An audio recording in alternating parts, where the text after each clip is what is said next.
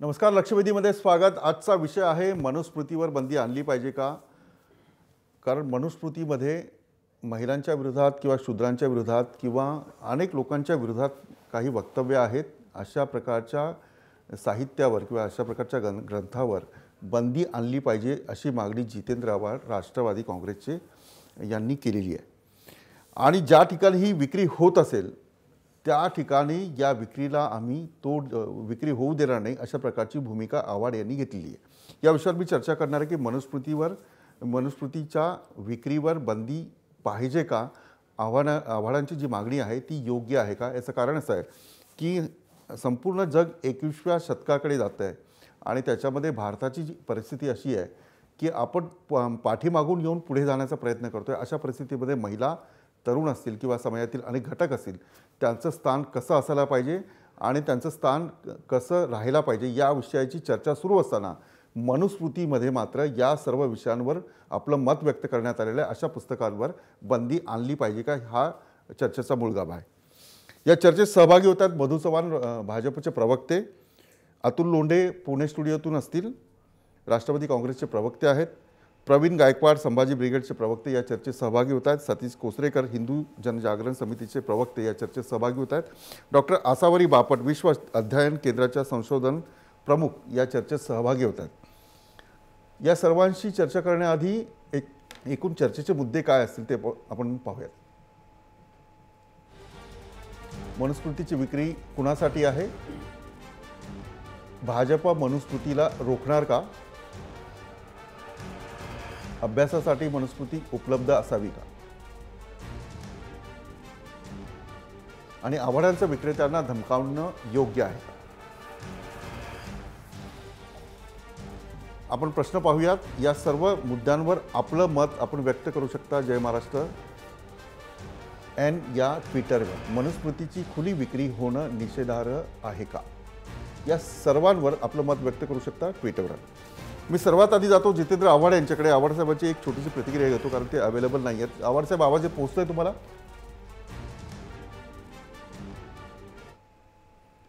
जितेंद्र आव्हाडजी, आवाज पोहोचतोय?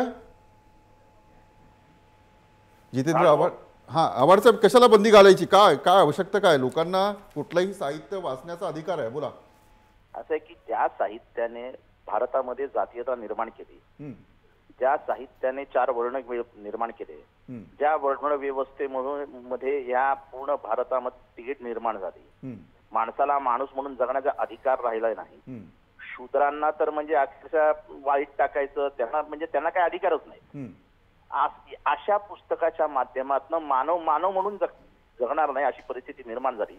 पहिल्यांदा त्याला विरोध केला तो साधारण ज्योतिबा फुलेंनी आणि त्यानंतर 1825 साली डॉक्टर बाबासाहेब आंबेडकरांनी तर ती जाळून टाकली। त्याच्यानंतर कॉन्स्टिट्यूशन आलं आणि कॉन्स्टिट्यूशन मध्ये सर्व समान आहेत, everybody is equal in front of law असं सूत्र धरून कॉन्स्टिट्यूशनची निर्मिती झाली। त्या पुस्तकात काय लिहिलंय, जाती धर्माविषयी काय लिहिलंय, शूद्रांविषयी काय लिहिलंय, क्षत्रियांविषयी काय लिहिलंय, वैश्यवाण्यांविषयी काय लिहिलंय, ज्या चारण वर्ण आहेत त्यांचं काय लिहिलंय ते बाजूला सोडून ठेवूया। मी क्षुद्र आहे, मी मागासवर्गीय, त्यामुळे मला मनुस्मृतीबद्दल राग असणं हा स्थायी भाव आहे, हा माझा हक्क आणि अधिकार आहे। ज्या पद्धतीने 5000 वर्षाच्या मनुस्मृतीने आमच्या बापदाद्यांना चाललं, नाकारलं, सामाजिक व्यवस्थेत दूर फेकलं, आमची आजची परिस्थितीला जर कोणी कारणीभूत असेल तर ती मनुस्मृती आहे। हा राग जरी मी बाजूला ठेवला तरी ज्या प्रकारे स्त्रियांबद्दल लिहिलेलं आहे, पान म्हणजे ते विष्णू शास्त्री बापट यांचा मराठी अनुवाद जो आहे त्या पान क्रमांक 140, 141, 142 जर वाचलं तर अक्षरशः आपल्याला स्वतःची कीव येते।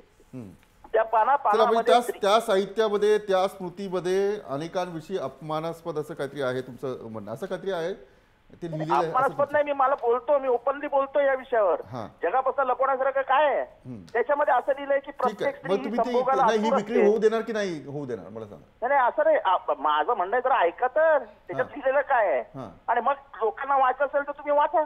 त्याच्यात असं लिहिलंय की प्रत्येक स्त्री संभोगाला आतुर असते, प्रत्येक ही पत्नीच्या मनात स्वतःच्या पत्नीविषयी द्वेष असतो, ती वाईट चारित्र्याचीच असते, तिला गुलाम म्हणूनच ठेवलं पाहिजे, तिला संपत्तीमध्ये कुठला वाटाच देता कामा नये। माझं म्हणणं बाकी सगळं सोडून द्या, लिहिणाराही स्वतःच्या आईच्या उदरातनच जन्माला आला ना, मराठी साहित्याने आम्हाला हे शिकवलं, एका क्षणाची पत्नी ही अनंत काळाची माता असते. शेवटी प्रत्येक स्त्रीमध्ये कुठे ना कुठे आईचं हृदय असतं. त्या स्त्रीविषयी इतक्या घाणेरड्या भाषेमध्ये, इतकं घाणेरडं, आणि ते आपण प्रकाशन करून वाटणार असू आणि 250 रुपयात दुकानात विकणार असू. आपण काय विकतोय? ठीक आहे, आता याच्यावर काही बंदी वगैरे नाहीये. बघा, मला जेवढी माहिती आहे की 1960 म्हणजे 48 पासून जेव्हा कायदा अस्तित्वात आला आणि त्यानंतर या मनुस्मृतीकडे जो पाहण्याचा दृष्टिकोन आहे तो बदलला, कारण सर्वांना समान अधिकार मिळाले. ही विक्री सुरू असताना तुम्ही काय भूमिका घेणार? म्हणजे त्याला रोखणार आहात? कायदा हातात घेणार तुम्ही? कायदा हातात घेणार की काय? म्हणजे संसदीय पद्धतीने विरोध करणार? काय करणार? तुमची स्टाईल काय लोकांना कळू द्या. साधारणपणाने या मनुस्मृतीविषयी कुठेही चर्चा होत नव्हती. कुणी हे पुस्तक आहे याचं अस्तित्वच कोणाला माहित नव्हतं. पण एका वृत्तपत्राने ही विक्री चालू आहे या विक्रीविषयी हेडलाईन दिली. त्यानंतर माझ्या काही मित्रांनी जाऊन नाशिकमधनं, माझ्या काही मित्रांनी जाऊन विदर्भामधनं, पश्चिम महाराष्ट्रातल्या काही प्रमुख बुक स्टॉल्स मधनं 10 पुस्तकं विकत घेतली आणि ती पुस्तकं मिळाल्यानंतर त्याच्यावरती संतप्त प्रतिक्रिया यायला सुरुवात झाली. कारण शेवटी जो ह्याच्यातला ज्यांनी हे भोगलेलं आहे, ज्याच्या बापजाद्यांनी देवळाच्या बाहेर उभे राहिले, ज्यांच्या बापजाद्यांना नग्न फिरावं लागलंय, ज्याच्या बापजाद्यांना गांडीला झाडू आणि पोटावर मडकं बांधलंय, ते कसं विसरणार आहे सगळं? चला ठीक आहे, म्हणजे तुमचा विरोध आहे. ठीक आहे. तुमच्या वतीने अतुल लोंढे या चर्चेत सहभागी होतात. धन्यवाद, तुम्ही या चर्चेत सहभागी झालात. तुम्ही जितेंद्र आव्हाड यांची भूमिका ऐकलेली आहे. म्हणजे जसा काळ पुढे जात असतो तसं लेखकाची मानसिकता त्या कागदावर उतरत असते. हा जगाचा नियम आहे. म्हणजे माणूस जे पाहतो, जी कल्पना करू शकतो, त्याच्यातून वेद, पुराण, रामायण, महाभारत किंवा मनुस्मृती किंवा असे अनेक साहित्य पुढे येत असतं. आपण त्यांना साहित्य म्हणतो. काही जे संघटना आहेत त्याला वेद म्हणतात किंवा अशा प्रकारचं वक्तव्य करत असतात ते.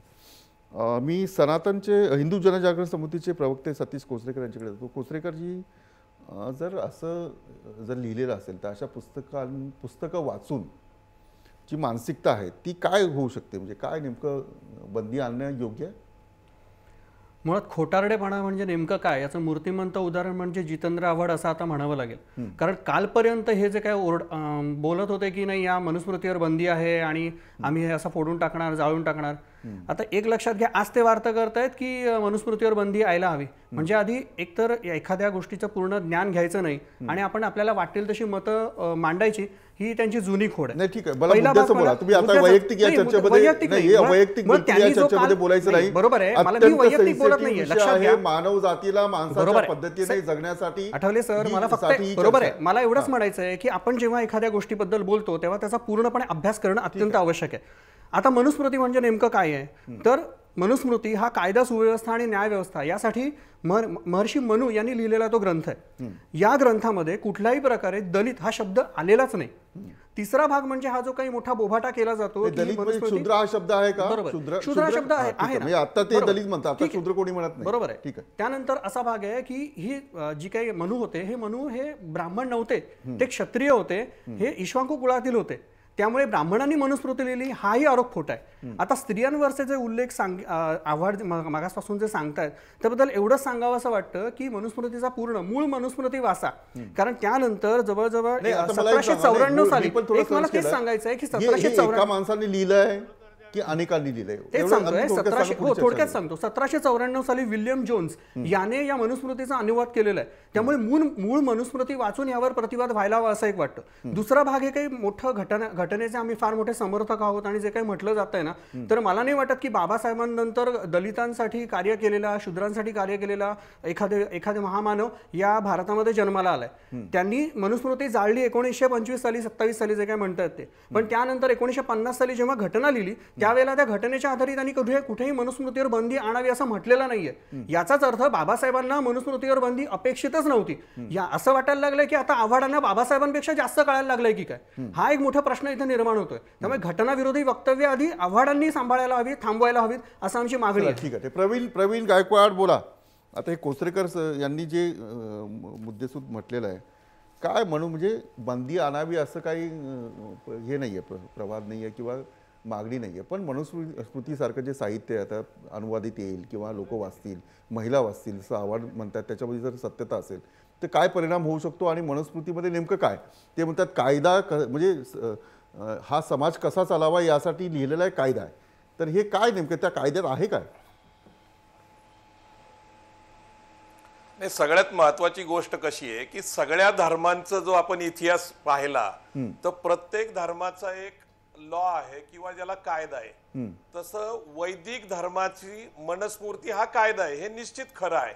म्हणजे या देशातली व्यवस्था कशी चालल तर त्याच्यासाठी तो कायदा आहे. जसं मुस्लिम समाजाचा मुस्लिम लॉ बोर्ड आहे, ख्रिश्चन कम्युनिटीमध्ये व्हॅटिकन सिटीमध्ये कायदा चालतो, बौद्ध समाजामध्ये कायदा आहे, तसंच मनुस्मृती हा कायदा आहे. परंतु दुर्दैवाने मनुस्मृतीच नुसतं नाहीये तर इतर सुद्धा धर्मग्रंथ जर आपण पाहिले, मग पुराण पाहिली, वेद पाहिले किंवा अगदी तुम्ही रामायण महाभारत पाहिलं तर मनुस्मृतीच्या कायद्याप्रमाणे घडलेल्या घटना त्याच्यामध्ये दिसतात. अगदी शंभुकाची हत्या जर तुम्ही रामायण मध्ये पाहिली तरी ते त्यातलंच उदाहरण आहे. म्हणजे नुसतं मनुस्मृतीवर बंदी घातली म्हणजे प्रश्न सुटतात असं नाहीये. माझं तर उलट म्हणणं आहे की लोकांना आता खऱ्या अर्थाने कळलं पाहिजे की मनुस्मृतीमध्ये काय लिहिलेलं आहे, काय स्त्रियांची बदनामी झालेली आहे, काय स्त्रियांना अधिकार नाकारलेले आहेत, काय अस्पृश्यांना नाकारलेले आहेत. कारण काय झालंय, आताशी आपले लोक वाचायला लागलेत, ते शिकायला लागलेत, आता ते विचार करायला लागलेत, त्यांना चांगलं काय आहे वाईट काय आहे ते कळायला लागलेले. लोकांना वाचू द्या ना. कारण आता काय होतंय, आम्ही मनुस्मृतीच्या विरोधात बोललं तर आम्ही धर्मद्रोही ठरतो. आम्ही धर्मद्रोहीच नाही तर कदाचित आजकाल देशद्रोहाचे सुद्धा खटले आता आपण तो मुद्दा म्हणजे आता देशद्रोही हा जरा ट्रेंड सुरू आहे. धर्मद्रोही आता हा नाही, देशद्रोही हा ट्रेंड सुरू आहे. ठीक आहे प्रवीणजी, मी येतो तुमच्याकडे. ठीक आहे तुमचा मुद्दा कळला. चला जर एकूण परिस्थिती पाहिली, त्यांची मानसिकता पाहिली तर निश्चितच मनुस्मृतीचे समर्थक आहेत हे. आणि त्यामुळे मनुस्मृतीचा ग्रंथ छापला जाणार, वाटला जाणार, वितरित केला जाणार. हे तर क्रांतीनंतर प्रतिक्रांती ठरलेलीच आहे. त्यामुळे मला काय आश्चर्य वाटत नाही. मनुस्मृती माझ्या माहितीप्रमाणे प्रत्येक धार्मिक स्थळाच्या ठिकाणी विक्रीला उपलब्ध आहे आणि मी ही बऱ्याच दिवसापासून पाहत आलेलो आहे. चला ठीक आहे प्रवीणजी, येतो मी तुमच्याकडे. अतुल लोटे, मी तुमची प्रतिक्रिया घेणार, पण मधु चव्हाण यांच्याकडे जातो. मधु चव्हाण, जितेंद्र आव्हाडांच्या मुद्द्यांमध्ये एक मुद्दा असा आहे की जे साहित्य महिलांना अपमानकारक असेल किंवा काही समाजाला अपमानकारक असेल तर अशा साहित्यांवर, अशा साहित्यांची विक्री होऊ नये अशा प्रकारची त्यांची भूमिका दिसते. त्याच्यावर बंदी आणली पाहिजे. काय वाटतं की सरकारची एक भूमिका असते, समाज हा अत्यंत शांततेच्या रस्त्याने गेला पाहिजे, कायदा आणि सुव्यवस्थेची परिस्थिती उद्भवली नाही पाहिजे, असं एक तुम्हाला निर्णय घ्यावा लागेल किंवा मानसिकता लोकांची बनवावी लागेल, प्रशासनाची बनवावी लागेल. अशा प्रकारचं साहित्य वाचून तणाव निर्माण होईल आणि ती जबाबदारी सगळी सरकारची असेल, कारण तुमचं सरकार आहे.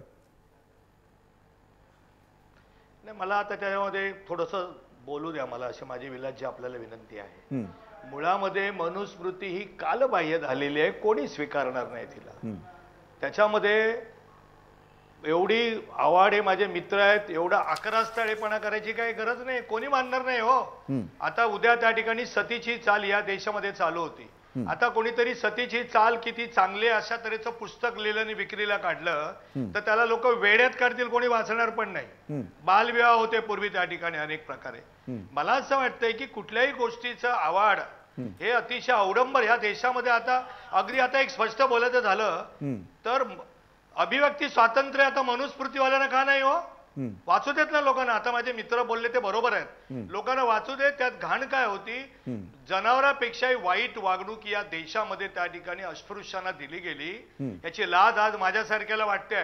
म्हणजे एखादा माणूस जेव्हा म्हणतो ना की आमच्या पूर्वजांनी पाप केलंय, आम्ही काय केलंय, कशाला रिझर्वेशन पाहिजे, तेव्हा माझ्यासारखं असं म्हणतो की पूर्वजांच्या प्रॉपर्टीमध्ये, त्यांच्या सगळ्या वेल्थ मध्ये, संपत्तीमध्ये जर आपण सहभागी होऊ, वाटेकरी असू तर त्यांच्या पापात आणि चुकांचा पण त्या ठिकाणी भोग आपल्याला भोगावे लागतील, ते आपण टाळू शकत नाही. मुळामध्ये मनुस्मृती, आता त्यांनी माझ्या मित्रांनी बरोबर सांगितलं, त्या काळामध्ये हजारो, कधी 3000, 4000, 5000 वर्षापूर्वी म्हणून लिहिलं असेल की त्या काळामध्ये काय आवश्यक आहे ते. आता सनातनवाल्यांनी सांगितलं, त्यांचा एक मुद्दा मला पटतोय की ब्रिटिशांनी काहीतरी 200, 400, 500, 1000 वर्षापूर्वी त्याचं ट्रान्सलेशन केलं असेल, ते चुकीचं आहे. कालबाह्य झालेले आहेत कायदे. मला जर विचाराल तर आमची आता भीमस्मृती आहे म्हणजे घटना आहे. धर्म हा व्यक्तिगत जीवनामध्ये आहे. रामायण कोणी मानायचं, महाभारत कोणी मानायचं. आता ख्रिश्चन धर्मामध्ये कुटुंब नियोजनाला विरोध आहे. चालणार का ग्रंथ तो? त्याला विरोध आहे. मुस्लिम धर्मामध्ये त्या ठिकाणी शरीयत ऍक्ट मध्ये तलाक तलाक तलाक बोलून एखाद्या स्त्रीला 14व्या शतकामध्ये पाठवतात. जाणणार का शरीयत? जितेंद्र आव्हाड तुम्ही, आपल्याला जर त्या ठिकाणी सुधारणा करायची असतील तर या चुकीच्या गोष्टीच्या विरोधामध्ये आपल्याला, आणि आता इतकी पिढी शिकलेली आहे कोणी मानत नाही. मी तुम्हाला एक छोटं उदाहरण देतो, कारण मी सुद्धा एका स्त्रीच्या पोटीचं, माझी आई स्त्री होती, माझी बहीण स्त्री आहे, माझी पत्नी स्त्री आहे, माझ्या मुली स्त्री आहेत. पूर्वीच्या काळी त्या ठिकाणी मंथली पिरियडच्या वेळेला घरामध्ये 3-4 दिवस कशाला हात लावू देत नसत. आता कोणी पाळतंय? वेड्यात काढतील त्याला. ती एक नैसर्गिक स्त्री धर्म नाही, शरीर धर्माची प्रक्रिया आहे. कोणी पाळतंय का? आता कोणी पाळणार? वेड्यात काढतील त्याला. त्यामुळे ज्या गोष्टी कालबाह्य झाल्या. आता एक मुद्दा असा आहे, ठीक आहे, अतुल लोंढेंना मी विचारायला असते, पण मधु चव्हाण, की समजा अशा प्रकारची वाईट म्हणजे जर लिहिलेलं असेल तर अशा प्रकारच्या पुस्तकांवर बंदी आणणं हे सुद्धा एक सरकारचं काम आहे.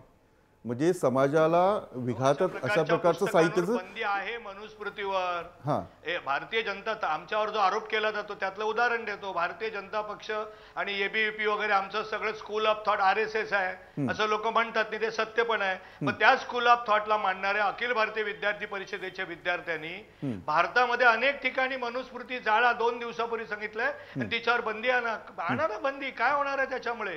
परंतु मनुस्मृती मी सुद्धा वाचली नाही आहे काय अजून. मी संघाचा स्वयंसेवक आहे. मी झापड लावलेला म्हणजे तुमची सुद्धा मागणी आहे की बंदी आणली पाहिजे? नाही, बंदी नाही, लोकांना वाचू देत ना. कोण विचारतंय? उलट आता 4 लोक जे मनुस्मृती घेणार नाही ते घेऊन वाचायला लागतील. त्याच्यावर एकीकडे तुम्ही जाळा असं म्हणताय आणि तुम्ही म्हणतात की बंदी नाही आणायला पाहिजे. हा विरोधाभास आहे. मनुस्मृती जाळा असं म्हटलं, मी मनुस्मृती जाळा असं म्हटलेलं नाही. ती त्या ठिकाणी समाजाने मनाने कधीच जाळलेली आहे. कोण मानते मनुस्मृती? असं जर मनुस्मृतीमध्ये त्यांनी लिहिलं असेल की स्त्रिया या उपभोगाचं साधन आहे, त्याचा निषेधच केला पाहिजे. परंतु जी गोष्ट आता त्या शिळ्या कडीला ऊत कशाला आणायचा? माझ्या प्रश्नाचं उत्तर त्या ठिकाणी आव्हाड मित्रांनी द्यावं. साहेब, मला फक्त एक गोष्ट सांगायची की कुठल्याही ग्रंथाचा अभ्यास न करता कोणीही मतं मांडू नका. म्हणजे कोचरेकरजी, मला सांगा, तुम्ही अभ्यास केला त्यांनी अभ्यास केला नाही असं तुम्हाला म्हणायचं का? नाही, आता स्वतः ते कबूल करतात. कार्यक्रम 1-2 तासाचा कार्यक्रम ठेवतो, दोघांनी अभ्यास करून अगदी आम्ही तयार आहोत मनुस्मृतीवर बोलायला. इथे आला अगदी तयार आहोत. फक्त एवढंच आहे की मूळ मनुस्मृती वाचावी, मूळ हिंदूंचा धर्मग्रंथ वाचावे. आपले विचार कोचरेकरजी इथे येताना हा अभ्यासच करून येतो अशा प्रकारचं. त्याच्यात अनेक गोष्टी वाईटच आहेत, कालबाह्य आहेत. आव्हाडांची मनुस्मृती म्हणजे आव्हाड जे मनुस्मृती सांगतात तसं मनुस्मृतीत काही नाहीये.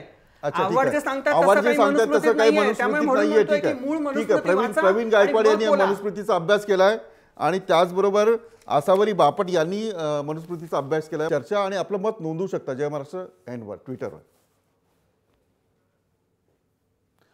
मनुस्मृतीची खुली विक्री होणं निषेधार्ह आहे का, या विषयाचं मत जे आहे आपण ट्विटरवर व्यक्त करू शकतात.